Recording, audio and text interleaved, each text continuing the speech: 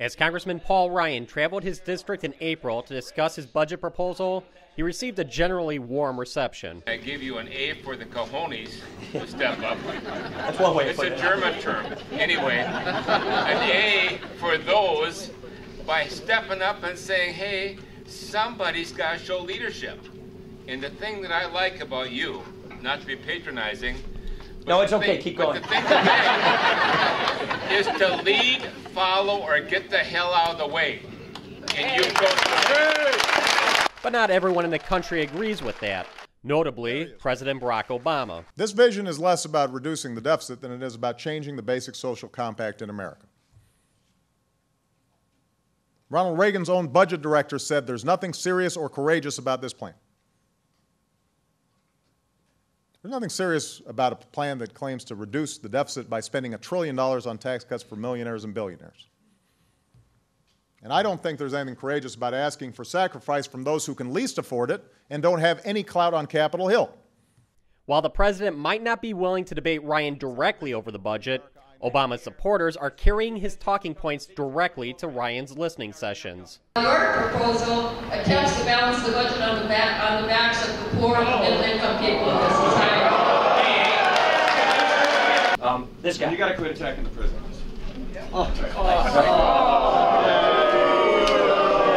You accused the president when he spoke about his budget last week of being excessively partisan. And I also said dramatically inaccurate and hopelessly inadequate.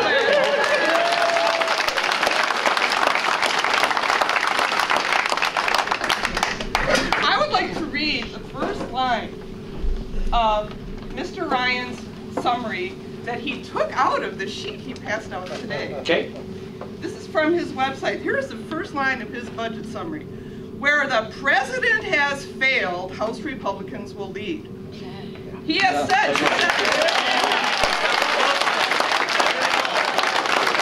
The hottest issue involves Medicare. Ryan's critics want people to believe the choice is between Ryan's reforms or keeping things exactly the way they are now. If Medicare wasn't going insolvent, if it wasn't going bankrupt, we wouldn't have to talk about this. The problem is Medicare is going insolvent. Medicare is growing at an unsustainable rate. So the status quo of Medicare is not going to occur. It's already been changed by the president's health care law. So it's understandable that people are frustrated with realizing that the status quo of Medicare can't continue.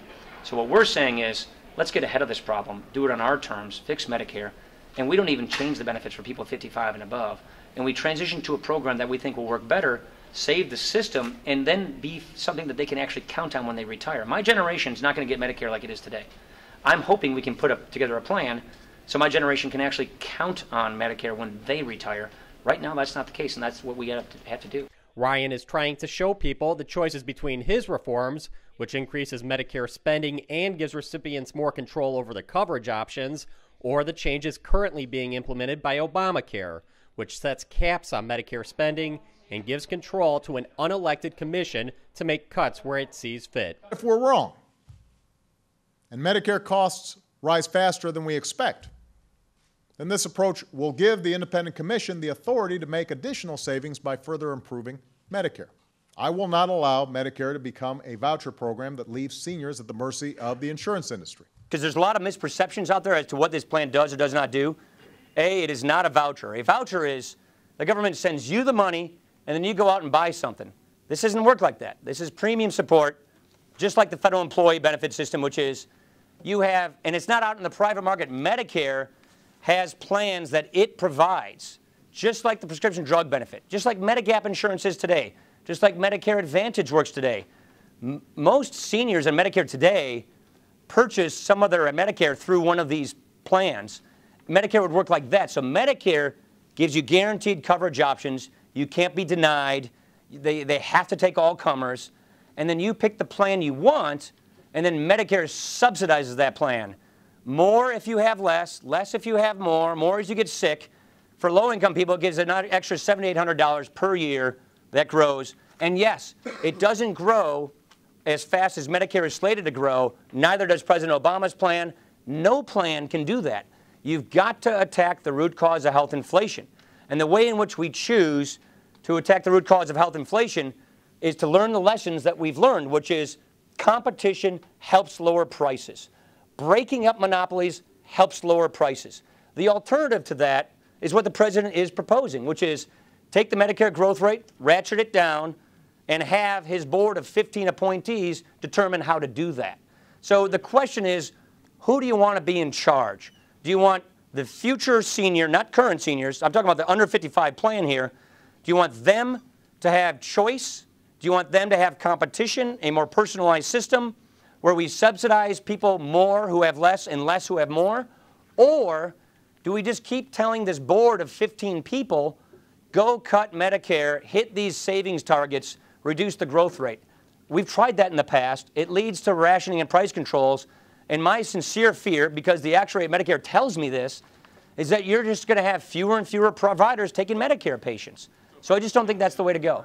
Ryan says no Democrats have reached out to talk to him about the budget during this recess, and that unwillingness to talk will not solve the problems facing the country. I think we need to put solutions out there and talk about our solutions. I think it would be more constructive instead of attacking each other to put out ideas and defend our ideas. And I completely would understand that the president would have difference of opinions on how best to solve this problem, but I think we should keep the hyper-political partisan rhetoric, the demagoguery aside, because if in divided government we're going to have to come together to fix problems, I think it would be better if we treated each other with a little more respect in our rhetoric. Congress returns to session next week, where the first fight will be whether or not to raise the debt ceiling. For the MacIver Institute, I'm Bill Osmolsky.